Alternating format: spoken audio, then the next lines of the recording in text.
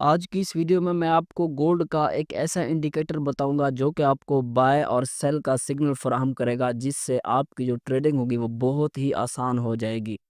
ये हर एक time frame पे काम करेगा, क्योंकि मैं मोस्टली स्कैल्पिंग की वीडियोस ही अपलोड करता हूँ, इसलिए ये 1 मिनट 5 मिनट, ये 5 मिनट का भी चार्ट मैंने ओपन किया हुआ है। इसके अलावा 15 मिनट, 1 आवर, 4H डेली, किसी भी टाइम फ्रेम में आप इसको यूज़ कर सकते हैं और ये बेटर आपको रिज़ल्ट फ़राहम करेगा। इसमें मैं आपको एक प्रो टिप्स भी दूँगा कि आपने इसको कहाँ पे यूज़ नहीं करना, जिससे आपको जो है ना लॉस ना हो और प्रॉफ़िट आपको बहुत ज़्यादा हो सके, मैक्सिमाइज़ आप अपना कर सकें।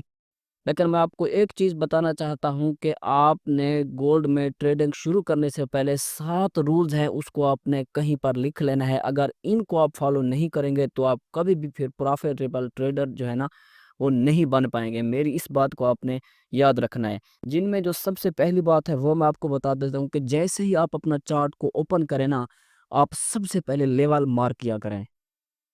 वीकली लेवल यानी कि सपोर्ट एंड रेजिस्टेंस, डेली की जो सपोर्ट एंड रेजिस्टेंस होती है उसको आपने मार्क करना है। 4H की रेजिस्टेंस और सपोर्ट को मार्क करना होता है। 1H की सपोर्ट एंड रेजिस्टेंस को मार्क करना होता है।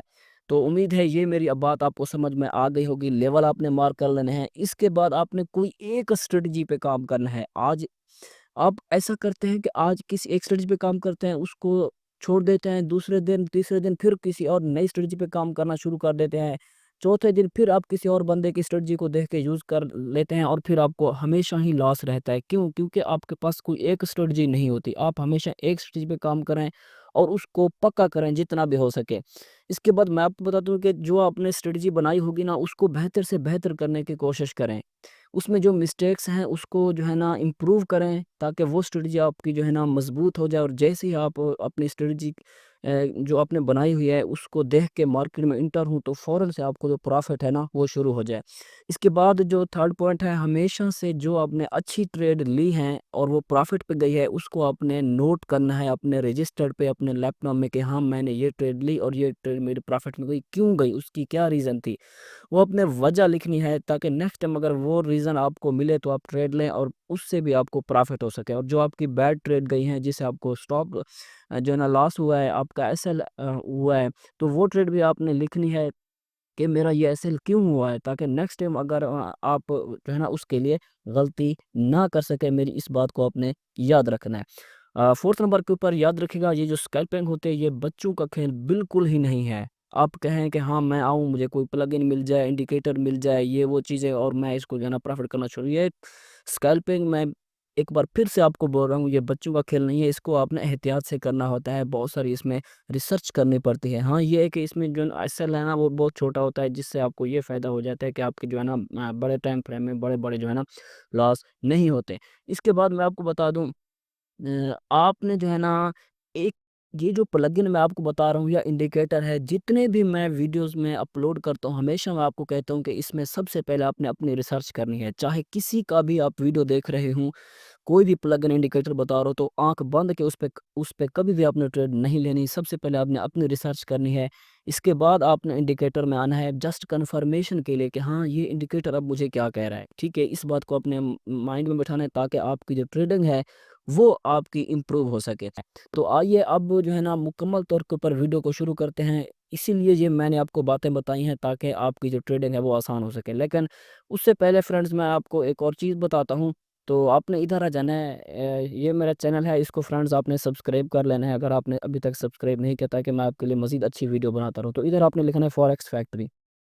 ये याद रखिएगा, फॉरेक्स मार्केट में काम करने से पहले हर रोज़ आपने इस मार्केट को ओपन करना है। इस जगह के ऊपर देखें क्या होता है। इस जगह के ऊपर जो है ना आपको न्यूज़ मिलती हैं, और आज जैसे देखें 12 दिसंबर है ना, तो 12 दिसंबर में जो रेड बॉक्स की न्यूज़ होती हैं, ख़ास तौर के ऊपर यूएसडी की, उसको आपने देखना होता है फ्रेंड। बाकी को आप इग्नोर कर सकते हैं, ठीक है?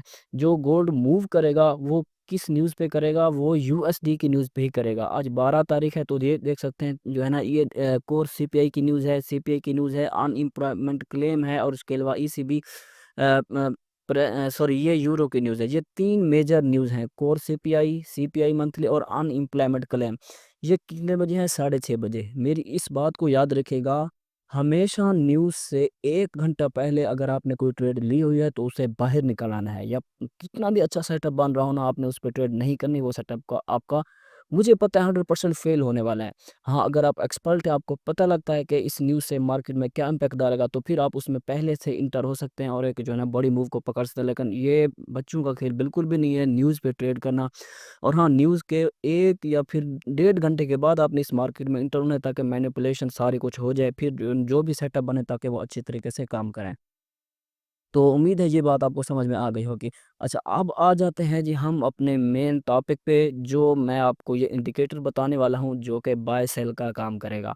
ठीक है, इसमें ये देखें फ्रेंड्स, सॉरी, मैं आपको ये प्लगइन पहले इंस्टॉल करवा लेता हूँ। इसको मैं डिलीट करके ना दोबारा इंस्टॉल करके बताता हूँ और आपको इसकी मज़ीद जो एक्यूरेसी है वो किस तरह से बढ़ा सकते हैं। ठीक है, ये 1 मिनट, 5 मिनट किसी भी अच्छे टाइम फ्रेम में, जितने भी टाइम फ्रेम में यूज़ करेंगे तो ये वर्क करेगा। जगह के ऊपर फ्रेंड्स आपने लिखना है FUTURE, फ्यूचर, TREND, CHANNEL।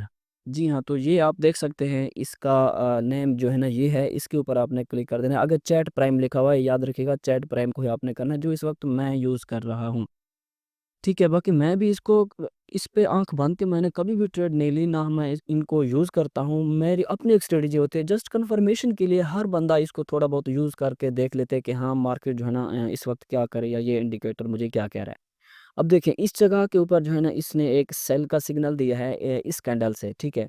आपको एक बात बता दूँ, जिस भी कैंडल पे ये आपको सेल का सिग्नल दे, जो इसकी बेटर एक्यूरेसी है ना, वो इससे पीछे जो अब देखिए इसके पीछे जो हाई है ना, इस जगह के ऊपर आपने अपना एसएल रखना है और प्रॉफिट फिर उसी हिसाब से 1/2, 1/3 या फिर जितना भी बने इसके मुताबिक आपने चलता रहना है। बाकी ये 3 लाइन जो होती है ना, ये सपोर्ट एंड रेजिस्टेंस का काम ही करती हैं। ठीक है, ये मार्केट अभी जा रही है, इसने एक सिग्नल दिया था और इसने जो है ना वेल परफॉर्म किया था, इस जगह के ऊपर मार्केट आई थी। बाकी इससे पहले इसने एक बाय का सिग्नल दिया। अब देखिए मैं एग्ज़ाम्पल दे रहा हूँ कि इसने इस जगह से बाय का सिग्नल दिया है ना, तो आपने फ़ौरन से ऐसा नहीं करना कि चाहे वो कैंडल इस जगह के ऊपर बन रहे तो आपने फ़ौरन से उस कैंडल पे ही बाय किया। सिग्नल दे दिया तो थोड़ा-सा वेट करें, मार्केट जैसे ही रिट्रेसमेंट ले, ठीक है? इस जगह से मार्केट इस जगह से रिट्रेसमेंट ले, किसी जगह से भी इसको आप पकड़ सकते हैं। ये तीनों सपोर्ट का जो है ना ये लाइन्स काम करते हैं। बाकी इसके अलावा मैंने आपको जो एसएल है ना वो बता दिया था कि जिस कैंडल पे वो दे, इससे पीछे जो एक अब देखें इसके पीछे जो लो है ना, इस पे आपने अपना स्टॉप लॉस रखना होता है। ठीक है? ये 3 से 4 कैंडल बन रही हैं।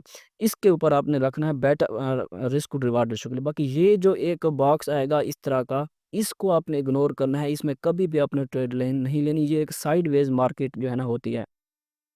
इसके बाद आपने जी फिर इधर आ जाना है, इसने एक और सिग्नल आपको दिया होगा बाय का। ये देखें इस जगह के ऊपर इसने बाय का आपको सिग्नल दिया कि हाँ जी, अब जो है ना स्ट्रॉन्ग हो चुके हैं बायर, आप ट्रेड में एंटर हो सकते हैं। तो इस जगह से आपने एंटर लेना था और ये जो नीचे आपको एक छोटी-सी कंसोलिडेशन पड़ रही है, लो भी है, तो इस जगह के ऊपर आपने अपना एसएल रखना था। बाकी आप अपनी मर्ज़ी के मुताबिक एसएल रख सकते हैं। मैं ऐसा नहीं कह रहा कि आपने इसी जगह के ऊपर ही रखना है। बाकी ये देखें आपने इसने कितना अच्छा रिज़ल्ट आपको जनरेट करके दिया है। ये कंसोलिडेशन है, इसको आपने साइडवेज़ मार्केट है, इसको आपने इग्नोर करना है, इस जगह के ऊपर आपने ट्रेड नहीं लेनी। अच्छा, तो इस जगह के ऊपर देखें ये एक और आप इसने आपको एक सिग्नल दिया है, ठीक है? तो इसमें फिर एक और चीज़ आ गई है, इसको आपने इग्नोर करना है, इस जगह के ऊपर आपने कभी भी ट्रेड नहीं लेनी। बाकी नीचे इसने एक और आपको सिग्नल दिया है इस जगह के ऊपर बाय का, तो ये देखिए मार्केट कहाँ तक गई है। बाकी 100% कोई भी प्लगइन या फिर चीज़ नहीं होती। इसमें आपने अपनी मर्ज़ी के मुताबिक तब्दीली फिर कर लेनी है कि हाँ, बेटर रिज़ल्ट कौन-सा आ रहा है, जब आप अपने लेवल्स को मार्क करेंगे, सारी चीज़ें। अब देखें ये सारी कंसोलिडेशन है, इसमें आपने जो है ना इंटर नहीं होना, ठीक है? इसमें देखें ये इसने आपको एक सिग्नल दिया है। तो ये वो चीज़ थी जो कि मैं आपको बताना चाहता था। मैं